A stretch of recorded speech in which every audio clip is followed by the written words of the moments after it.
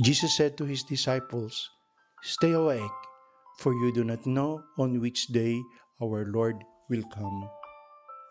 Kasarap po ng pakiramdam, di po ba, na tayo ay napapagkatiwalaan?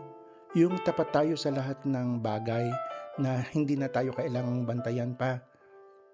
Kung tayo ay susunod o anuman, yung lagi kang handa sa anumang mangyayari, dumating man o umalis man ang iyong amo, ikaw ay handa. Merong kapayapaan sa iyong kalooban. Masaya ang iyong amo, masaya ka rin, masaya lahat. Ang buhay, sa ating buhay ay may mga biglaang mga pangyayari na hindi natin hawak. Wala tayong kontrol. Ang meron lamang tayo ay ang ating sarili at ang ating katapatan. Ito ang ating hawak.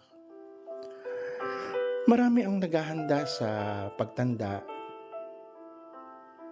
Iba't ibang paghahanda. Pero may kilala ko na ang paghahanda niya ay nakatuon sa pera.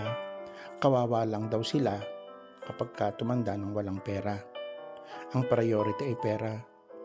Pero kung titingnan natin sa relationship wise, bagsak. Mawawala ang pera.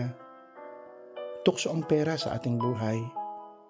Pero kung ang ating paghahanda ay nakabatay sa tunay na magagandang relationship, yung katapatan sa Diyos, sa kapwa, sa ating sarili, ang ating inihahanda, ito ang ating sandigan. Amen. Mula po dito sa Warsaw, Poland, kayo po aking binabasbasan sa ngalan ng Ama, ng Anak at ng Espiritu Santo. Amen.